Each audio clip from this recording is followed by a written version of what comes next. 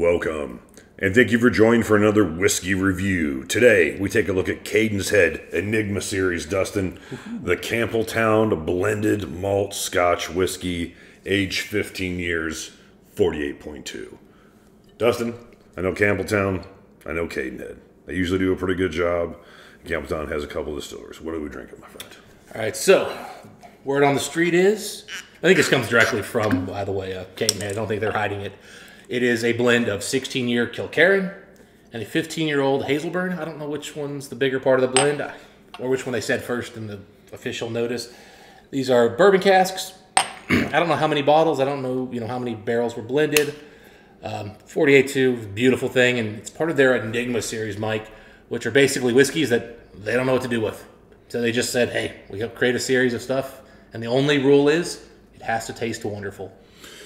Those are good standards, Dustin. Those are standards I can get behind.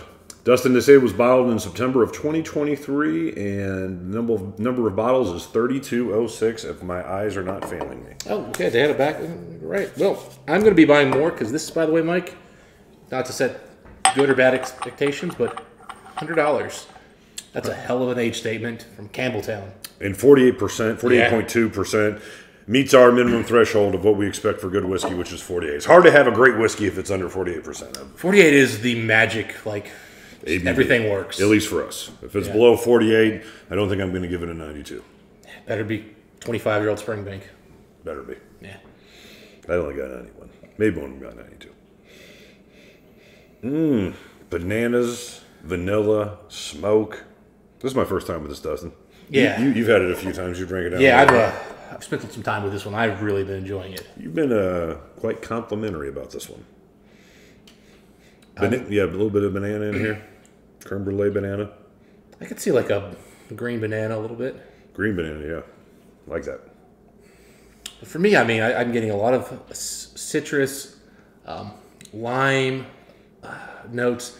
I'm getting a lot of just that classic Hazelburn tin, citrus, bourbon cask, just lovely, like citrus, like sour notes that I love. Yeah, I'll say clean. I'll say a clean but slightly sugary sour note. Yeah. Now there is kind of in the middle of it, like a crayon earthiness that I'm sure is coming from the Kilkerran.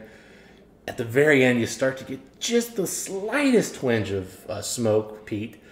But definitely, Kilkerran's peat's sort of a dirty, not that smoky peat. Not picking up a whole lot of smoke on this. Not saying you're wrong. It's very subtle. But I will say it comes off very Hazelburn to me. So, there's no doubt I can smell Hazelburn in this. That sugary, clean sweetness of the Hazelburn. Oh, yeah. A little bit of acidity, like you said before. Not much. You said lemon. Okay. I can get behind that. I'd say maybe peach. It's a little bit less sharp than that. Peach is a good note, actually. It's not bad. Peach, pear. It's the acidity of a peach or a pear with a little bit flavor of a lemon up front. And there's even a touch of lime. And the finish brings in a nice sour wood note that I love with Hazelburns. I've had it on Hazelburn, the 10-year. I've had it on a couple of their single cask bourbons. I just love that Hazelburn malt with that, like a refilled bourbon cask. And that's what I'm getting here. Just lovely. Yeah, they do a bourbon cask style sour note, very similar to the Balvenie 12 single barrel. Yeah, but way better. Well, true. Not nearly as sour. No, and not nearly as earthy. Yes, gritty. Now, again, the Kilkerran has added a little bit of that earthiness, but it's not unpleasant, and it comes in at the right time. It comes in the middle, and then it leaves for the finish. There's something else on the finish, though, Mike. I don't know if it's a touch of gasoline, a touch of... Buddy, I'm focusing in on a note that I usually get with some Springbanks that I like. Springbanks, Hazelburns, not anything peated like Long Row. Not anything more peated than Springbank. It's probably a better way to say that. But that is that candied vanilla banana. And I know I've said that in a few ones, and maybe we talk about different notes. And a lot of times people talk about sugar cookies, and that note kind of sachets into it to some degree for sure. However, and this is it's so predominant there. And I get those in the Hazelburn 15s and the 12 sometimes, the Olorosos. I was sitting here really thinking about almost like the sugar cookie we talk about, but almost more like a vanilla wafer, where I could maybe see where you're getting the banana coming in. I go with vanilla wafer too. But there's something on the finish that's a little richer, a little more like substantial that's coming in. It comes and goes. I'm struggling to really isolate it because I can't get it every time I nose it. But there's something on that back end that really gives it that more sophisticated, older whiskey notes that you don't get on like the Hazelburn 10. You know, if I keep talking about Hazelburn 10, this costs the same, so that's fine. But it is older. This is better than that. Man, it's just on the end. It's just like you're out camping and just, man, off in the distance someone had a fire going, but it's not your fire and you can't see it. I mean, it's more just so far off wisp of smoke. It's more like a plasticine earthiness. You know, I'm trying to think more Port Charlotte peat perhaps than, you know, if you're thinking of Isla, but even then it's even more like towards the Balvenie side, but even that's smokier. I mean, this has just got a little kiss. But it's not Springbank smoke either. It is definitely its own thing.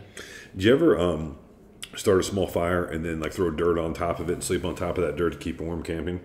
Never done the latter. Well, neither have I. But I would imagine if I did, that's the earthiness that I'm smelling right here. I've seen that done in a couple like Survivor, like, you know, channels and stuff like that. I'm like, I bet that's a little bit of wood chips underneath dirt, melted clay, if you will. I know I'd miss one call and I'd wake up with a freaking sleeping bag and a hole in it, and a burn mark on my arm or something.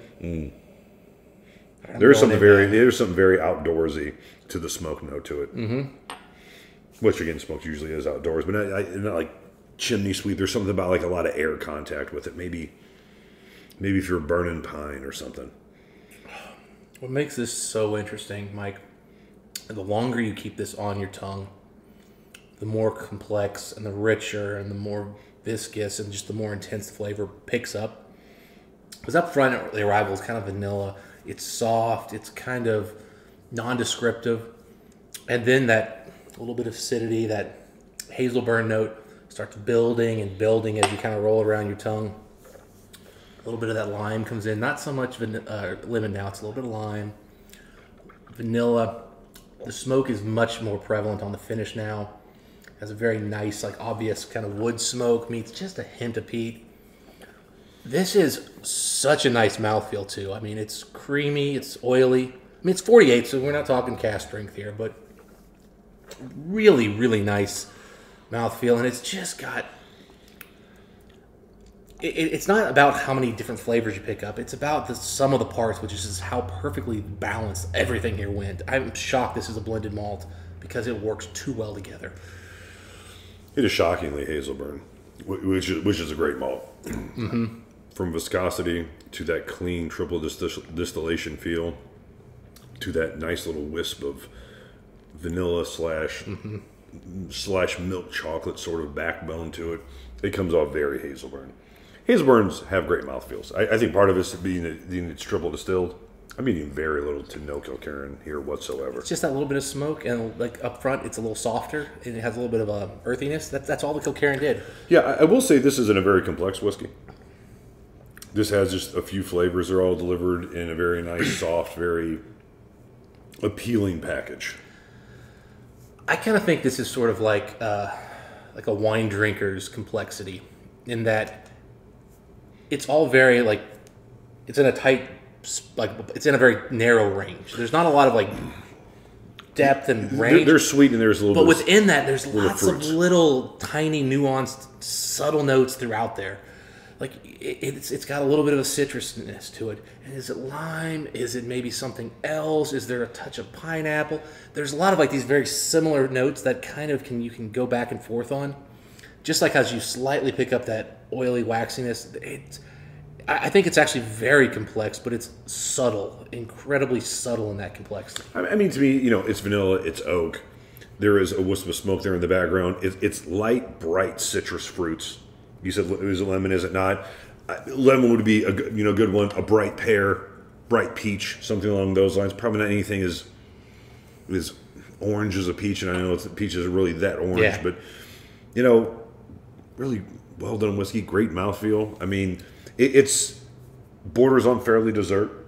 Mm-hmm. Again, if you don't like peat, there's hardly any peat here to really get excited about. You can tell it's well-aged whiskey. A good 15-year-old, good umph, good oiliness. I mean, this is a session whiskey in a lot of ways. Like, you could really sit back and, sip on this for hours, because one of the easy drinker. One of the other things I like about this is it builds. The flavors get more complex as you swallow. Like the arrival is the least complex. The mid palate gets a little more complex. The finish is the most complex, and it just keeps building, which I really like that crescendo.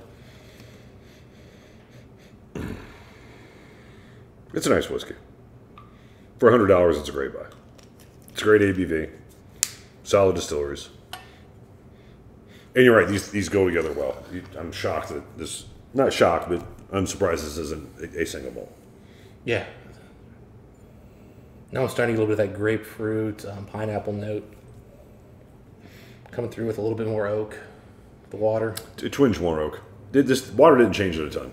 No, but it brings up a little, like a different version of the sour. Again, like I talk about, this whiskey's got so many little subtle, slightly different notes that can come through just depending on what direction you take it. So now I'm getting a little bit of grapefruit, a little bit of pineapple. Non-chill filter, natural color. Cadenhead has given us some great whiskeys over the years, Dustin. Great whiskeys. All right, my friend. Where are you as far as a whiskey score on this one? Allow me. Right ahead. To me, this comes off heavy Hazelburn and very low Kilkerran, which is good. Yes. I prefer Hazelburn over Kilkerran. Our preference, for sure. Yes, absolutely.